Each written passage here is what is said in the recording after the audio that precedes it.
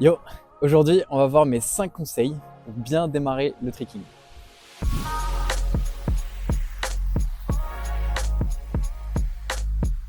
C'est des choses que j'ai appris pendant mes 7 années de trekking. J'ai commencé en 2017 et c'est des choses que j'aurais vraiment adoré savoir dès le début. Parce que j'ai fait beaucoup d'erreurs, comme beaucoup de gens, au début dans mon apprentissage. Et si je peux vous éviter de ça, c'est avec cette vidéo. Donc si vous commencez le trek, si vous êtes débutant ou si vous êtes même stagnant dans un niveau débutant intermédiaire, je pense que cette vidéo peut vous intéresser. Ok, mon premier conseil, et je pense que c'est le plus important, c'est qu'il faut apprendre des bases solides. Et quand je dis des bases solides, c'est qu'il ne faut pas s'arrêter et se dire « Ok, j'ai posé gainer et maintenant c'est bon, je l'ai ». En fait, poser votre premier gainer, ça ne voudra pas dire que vous le maîtrisez. Donc ce que je vous recommande de faire, c'est une fois que vous avez posé un nouveau mouvement, de le pratiquer régulièrement, très régulièrement, même après l'avoir posé et même quand vous êtes sûr de l'avoir posé, pour le maîtriser à 100%. En fait, un move, vous pouvez considérer qu'il est maîtrisé à partir du moment où vous pouvez le faire sans peur, facilement, que ça ne vous demande pas d'effort, que vous connaissez la technique. Et aussi, dernier point, c'est quand vous ne tombez jamais sur ce mouvement. Si vous ne tombez littéralement jamais, si vous le posez 100% du temps, on peut considérer que ça prouve que vous le maîtrisez quand même pas trop mal. Moi, j'ai trop fait l'erreur de me dire « Ok, c'est bon, j'ai posé mon full hyper hook, je sais faire full hyper hook. » Mais en fait, c'est pas parce que je l'ai posé et que je le pose même à chaque fois qu'il est bien. Il n'est pas maîtrisé pour autant. Full hyper hook, c'est un des premiers mouvements que j'ai appris. Et je l'ai appris, donc ça fait 7 ans. En 2017, je l'ai appris. Et je me rends compte maintenant qu'en fait, il est pas terrible, mon full hyper hook. Et qu'il faut que je travaille la variation. Il faut qu'elle soit plus propre, qu'elle soit plus définie. Donc, maîtrisez vos bases. Il faut que les bases, ça soit facile. Il y a une citation de Bruce Lee que j'aime beaucoup, qu'on voit beaucoup tourner sur les réseaux de motivation, etc. Il dit « Je ne crains pas un adversaire qui a pratiqué 10 000 coups une fois, mais je crains un adversaire qui a pratiqué un coup 10 000 fois. » Je trouve que ça s'applique super bien au trekking. Je pense que si vous avez pratiqué 10 000 gainers, votre gainer il va être incroyable. Il n'y a pas de raison qu'il ne le soit pas. Donc bien sûr, il faut toujours pratiquer dans l'objectif de progresser sur le mouvement. Donc il faut toujours essayer de changer des choses qui vont améliorer le mouvement. Et de cette manière-là, si vous en faites 10 000, avec cet état d'esprit-là, vous allez avoir le meilleur gainer qui existe. Le meilleur gainer possible. Voilà. Et c'est quelque chose que vous pouvez appliquer à tous les tricks. Mon deuxième conseil, ça sera de découper vos objectifs en petites étapes qui seront plus faciles à réaliser que ce que vous visez. Donc, si par exemple, je veux poser cork, qui est une étape, c'est quand même déjà quelque chose, un cork. Il y a quand même beaucoup de choses qui se passent. Donc, qu'est-ce qu'il faut que je fasse avant cork qui va m'aider à le faire?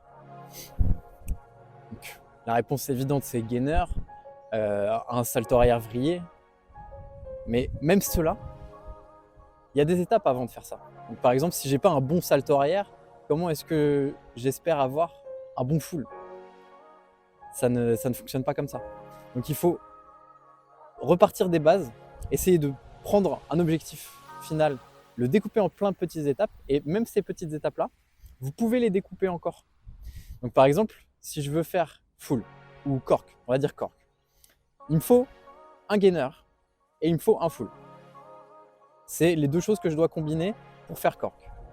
Ok, comment je fais gainer? Est-ce que j'ai un bon salto arrière? Ok, est-ce que j'ai un salto arrière tendu? Est-ce que j'ai un bon flash kick? Tout ça, c'est des étapes qui vont vous aider à faire gainer et qui vont également, indirectement, vous aider à faire cork après. Pour full, alors full c'est quoi? C'est un salto arrière avec une vrille complète. En général, il y a un salto arrière, c'est pas toujours le cas. Il y en a qui sont sur l'axe à plat, mais en général, ce qu'on appelle un full, c'est un salto arrière avec une vrille complète. Et comment ça, je peux le découper? Il faut que je fasse un salto arrière avec une demi-vrille déjà. Et donc ça, c'est Arabian. Donc Arabian, je casse les couilles à plein de gens avec ce mouvement, mais pour moi, avoir un bon Arabian va vous donner un bon full. Et donc même Arabian, comment est-ce que je le découpe? Arabian, c'est départ salto arrière et demi-tour pour rentrer dans un salto avant. Et donc là, dans ma tête, je vois, ok, il y a deux mouvements dans ce truc-là. Il y a le départ salto arrière et le salto avant. Donc, pour faire un bon Arabian, il me faut un bon salto arrière et un bon salto avant. Et une fois que j'ai ces deux choses-là, je peux les combiner. Donc tout ça, c'est des étapes que vous pouvez vous fixer et qui vont vous aider à progresser, progressivement. et qui vont donc rendre votre progression beaucoup plus simple et beaucoup plus stable. Donc vous allez progresser peut-être plus lentement, mais de manière stable, pas en dents de scie. C'est pas comme si j'ai juste salto arrière et j'essaye directement de faire full. Et donc je suis là, je fais salto arrière, j'essaye full qui est ici, et en fait ma progression a fait ça, au lieu de faire des petites étapes qui vont me permettre de me rapprocher de plus en plus de full et de cork, etc. Et donc tout ça, vous pouvez le transposer sur tous les tricks qui existent. Littéralement tous les tricks qui existent. Si je veux passer de cork à double cork, et ben, quelles sont les étapes entre les deux? Déjà, il y aura cork et demi, il y aura cork, toutes les variations de cork en fait. Mon conseil global, c'est d'être patient, de ne pas rusher la progression et de découper en petites étapes que vous allez réussir plus facilement. Ok, troisième conseil, et pas des moindres. Quel est le plus gros frein à la progression d'un trickster? Pour moi, le plus gros frein à la progression des tricksters, c'est les blessures. Si vous vous blessez, vous mettez un arrêt net à votre progression. Donc, imaginez la progression, elle est en ligne comme ça, linéaire. Vous mettez un arrêt net et en fait, le fait que vous arrêtiez de manière nette pendant plusieurs semaines, voire plusieurs mois, suivant la gravité de la blessure, ça fait que votre niveau il va redescendre. Donc si votre niveau redescend, vous allez repartir de plus loin pour revenir ne serait-ce au niveau où vous étiez avant de vous blesser. Et à partir de ce moment-là, vous progressez seulement. Donc en fait, les blessures, c'est le pire truc qui peut vous arriver pour votre progression. Donc comment les éviter? C'est ça le conseil d'aujourd'hui. Alors, comme je le disais juste avant, il faut être patient dans votre progression dans le tricking. C'est quelque chose qui progresse très lentement. On a l'impression qu'il y a des gens qui progressent super vite, mais je peux vous dire que si vous leur demandez, pour eux, ils n'ont pas progressé si vite que ça. En fait, ce qui est important, c'est d'avoir une progression continue. Si vous progressez lentement, même pour vous ou pour les autres, si ça ne s'arrête jamais et que vous ne vous blessez jamais, bah ça ne va pas s'arrêter en fait. Et donc vous n'avez pas de retour en arrière et donc vous continuez de progresser continuellement. Donc en fait, une progression, peu importe qu'elle soit lente ou rapide, ce qui est important, c'est qu'elle ne s'arrête pas. Parce que si elle s'arrête, elle revient en arrière et on repart de plus loin et c'est insupportable. Donc, ce qui est le plus important, c'est de ne pas vouloir progresser trop vite, être patient et apprendre les choses petit à petit. Il ne faut pas rusher et tenter des perfs pour lesquels vous n'êtes pas prêt. Je suis coupable de cette chose. C'est sur ça que je me suis fait ma plus grosse blessure à la cheville et ça m'a arrêté pendant plus d'1 an. J'ai mis 1 an à revenir dans le tricking et j'ai mis, je pense, 2 ans ou 3 ans à être confiant sur ma cheville après cette blessure.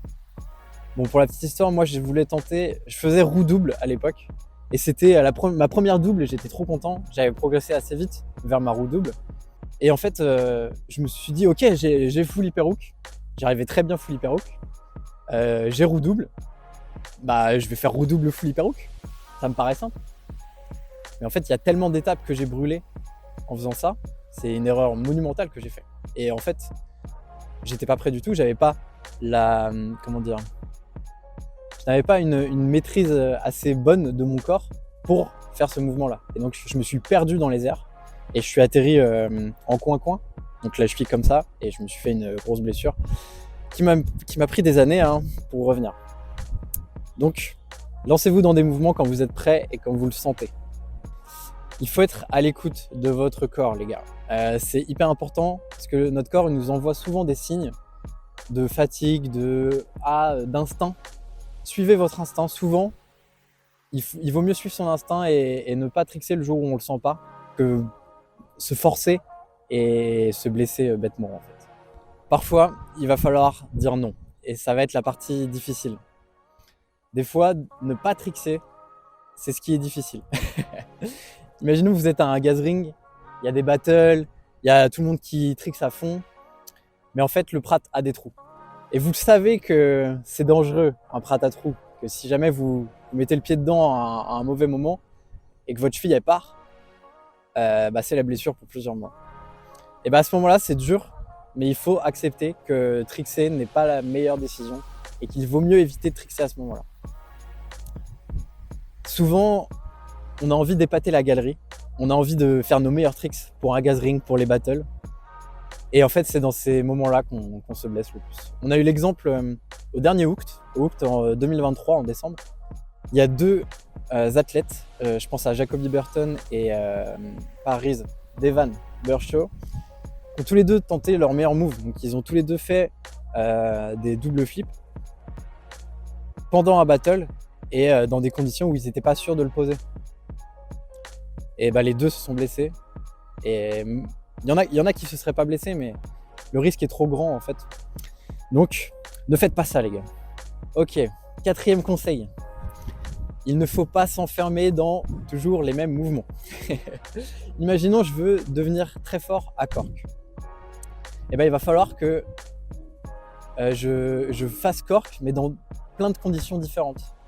Et en fait, le fait de le faire dans plein de conditions différentes, ça va me permettre d'apprendre de tous les aspects et de toutes les erreurs que je commets à chaque fois que je me mets dans des conditions différentes, dans des conditions bizarres. Donc par exemple, si je veux devenir meilleur en cork et que je sais faire cork en J-step, il ne faut pas s'enfermer et faire que cork en J-step. Il faut aussi le faire avec un scoot, avec un TDR, varier les setups. Et une fois qu'on l'a, on peut aussi varier le mouvement, donc le cork, donc arriver en hyper, essayer de faire un demi-tour complet, essayer de faire un déleg, apprendre tout le panel de choses qu'on peut apprendre, essayer de varier les axes, essayer de comprendre quel axe utiliser pour quelle finalité. Donc le conseil c'est ne spammez pas toujours le même mouvement, essayez d'ajouter de la variété. En plus, vous allez beaucoup plus vous amuser et ça va être beaucoup plus sympa d'apprendre parce que à chaque session vous allez faire quelque chose de nouveau. À chaque session vous allez être dans l'apprentissage. Il y aura quelque chose à en tirer à chaque session. Ce qui m'amène à mon dernier point, amusez-vous. Il faut absolument s'amuser dans le tricking. C'est primordial pour une bonne progression. Si vous ne vous amusez pas, vous allez détester votre vie et ça sera terrible. Alors, c'est pas pour ça qu'il ne faut pas avoir d'exigences. C'est même très important d'avoir des hautes exigences dans le tricking. Je pense que les meilleurs tricksers, c'est ceux qui ont des exigences très très élevées. Mais c'est pas pour ça qu'ils ne s'amusent pas. Il faut savoir célébrer aussi chaque petite avancée. Donc, si vous avez fait cork d'une nouvelle manière aujourd'hui, si vous avez réussi à mettre un nouveau coup de pied dedans, si vous avez réussi à le faire d'une autre manière, tout ça c'est de la progression. Et j'ai même cet argument que je me dis souvent à moi-même, c'est que même si j'ai rien fait de nouveau, même si on ne fait rien de nouveau à la session, c'est quand même positif. En fait, il n'y a rien de négatif à aller s'entraîner, rien. Même si c'est une mauvaise session sur le papier, on est quand même allé s'entraîner, c'était quand même positif, on s'est bougé, on a fait quelque chose. Et même si vous n'avez pas progressé, même si vous n'avez pas fait quelque chose de nouveau, vous avez emmagasiné des répétitions. Et ça, c'est super important. Comme je le disais tout à l'heure, pour maîtriser les mouvements, il faut faire énormément de répétitions. On parle de milliers, de dizaines de milliers. Donc il ne faut pas se flageller et il faut kiffer ces sessions et toujours en tirer du positif. Et si vous arrivez à faire ça, il n'y a rien qui peut vous arrêter. Le tricking est à vous. Bon voilà, c'était les 5 conseils pour bien commencer le tricking. J'espère que ça vous a aidé. Dites-moi en commentaire si c'est le cas. Si vous avez des questions, dites-les moi en commentaire aussi, j'essaierai d'y répondre au maximum. Abonnez-vous si ça vous a aidé. Mettez un petit like. Et moi je vous dis à la semaine prochaine. Ciao les gars.